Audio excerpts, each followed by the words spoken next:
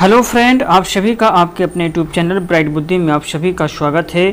तो हम यहाँ पर केवीएस के लिए क्लास 4th की हिंदी रिमझिम की बुक को यहाँ पे कंप्लीट कर रहे हैं। कौन सी बुक? रिमझिम की बुक यहाँ पे कंप्लीट कर रहे हैं, जिसमें से आज चैप्टर 5वां होगा। ये दोस्त की पोशाक है। क्या है?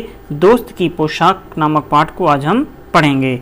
ये केवीएस के लिए बहुत इंपॉर्टेंस हो जाता है, तो अभी से हम इन हिंदी बुकों को पढ़ेंगे। इससे पहले हम क्लास 5 के रिमझिम की बुक को कंप्लीट कर चुका हूं। अगर आप नहीं देखे हैं तो जा करके प्लेलिस्ट में देख सकते हैं। वीडियो अच्छा लगे तो लाइक, कमेंट और शेयर जरूर कीजिए अपने हित में दोस्तों के साथ। जो पहली बार आए हों चैनल को सब्सक्राइब करके बेल घंटी जरूर बजाएंगे। तो चलिए शुरू करते हैं कक्षा 4 की हिंदी की बुक रिमझिम, जिसमें से लेसन होगा दोस्त की पोशाक।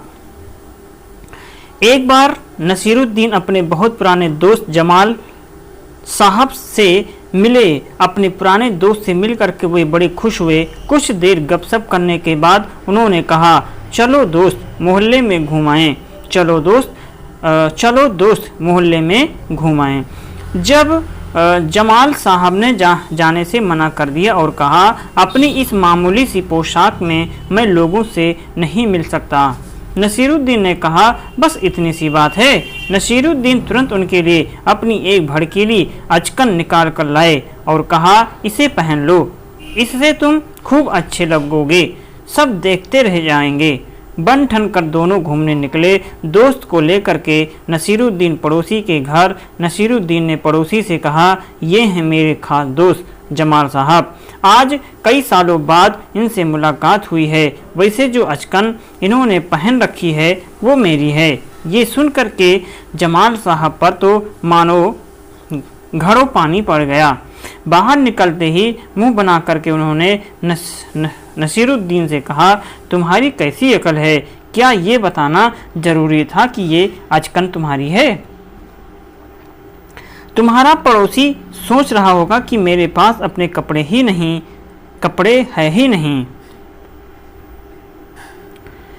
नसीरुद्दीन ने माफ़ी मांगते हुए कहा, गलती हो गई, अब ऐसा नहीं कहूँगा। अब नसीरुद्दीन ने उन्हें हुसैन साहब से मिलवाने ले गए।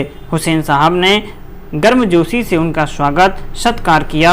जब जमाल साहब के बारे में पूछा तो नसीरुद्दीन ने कहा, जमाल साहब मेरे पुराने दोस्त हैं और इन्होंने जो अचकन पहनी है वो इनकी अपनी ही है। जमाल साहब फिर नाराज हो गए। बाहर आकर के बोले, झूठ बोलने को किसने कहा था तुमसे? क्यों? नसीरुद्दीन ने कहा, तुमने जैसा चाहा मैंने वैसा ही तो कहा। पोशाक की बात कहे बिना काम नहीं चलता क्या? उसके बारे में ना कहना ही अच्छा है, जमाल साहब ने समझाया। जमाल साहब को लेकर के नसीरुद्दीन आगे बढ़े, तभी एक अन्य पड़ोसी मिल गए। नसीरुद्दीन ने जमाल साहब का परिचय उनसे करवाया। मैं आपका परिचय अपने दोस्त से करवा दूं। ये हैं जमाल साहब और इन्होंने जो अचकन पहनी है उसके बारे में मैं चुप ही रहूं तो अच्छा है।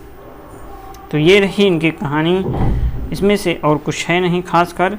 तो ये रहा अचकन के बारे में बात कहा गया था और शायद इसमें कुछ है नहीं। तो इसी के साथ ये लेसन क्या होता है समाप्त हो रहा है।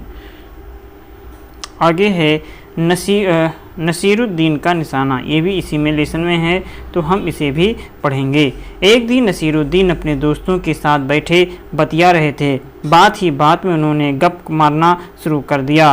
तीरंदाजी में मेरा मुकाबला कोई नहीं कर सकता। मैं धनुष कसता हूँ, निशाना साधता हूँ और तीर छोड़ता हूँ। शू ओम ओम, तीर सीधे निशाने पर लगता है। दोस्तों को विश्वास नहीं हुआ। उन्होंने नसीरुद्दीन की परीक्षा लेने का फैसला किया। एक दोस्त भागा गया और तीर धनुष खरीद करके ले आया। नसीरुद्दीन को थमाते हुए उसने कहा, ये लो तीर धनुष और अब साधो अपना निशाना। उस लक्ष्य पर देखते हैं कि तुम सच बोल रहे हो या झूठ। नसीरुद्दीन फंस गए। उन्होंने धनुष अपने हाथ में उठाया, डोर खींची, निशाना साधा और छोड़ दिया तीर को। शू ओम ओम करके तीर निशाने पर नहीं लगा, बल्कि वो तो बीच में ही कहीं गिर गया। हा हा हा हा। सभी दोस्तों ने हंसने लगे। क्या यही तुम्हारा बेहतरीन निशाना था? उन्होंने कहा, नहीं नहीं, हरगिज नहीं, ये तो काजी का निशाना था। मैं तुम्हें दिखा रहा था कि काजी कैसे निशाना लगाता है। इतना कहते हुए नसीरुद्दीन ने दोबारा धनुष उठाया, डोर खींची, निशाना साधा और तीर को छोड़ दिया। शू ओम ओम करके तीर आगे बढ़ा। इस बार तीर पहले वाले तीर से तो थोड़ा आगे गिरा, पर निशाना फिर भी चूक गया। दोस्तों ने कहा, यह तो जरूर तुम्हारा ही निशाना था नसीरुद्दीन। बिल्कुल नहीं, नसीरुद्दीन ने कहा, यह मेरा नहीं, सेनापति का निशाना था। एक दोस्त ने ताना कसा और सूची में अब अगला कौन है। इतना सुनते ही सबने जमकर ठहाका लगाया। नसीरुद्दीन खामोश रहा। उसने चुपचाप एक और तीर उठाया। नसीरुद्दीन ने कहा, एक बार फिर तीर चलाया। नसीरुद्दीन ने एक बार फिर तीर चलाया। शू ओम। इस बार तीर ठीक निशाने पर लग गया।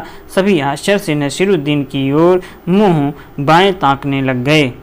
इससे पहले कि कोई कुछ कह पाता, नसीरुद्दीन ने एक विजेता के अंदाज में कहा, देखा तुमने, ये था मेरा निशाना।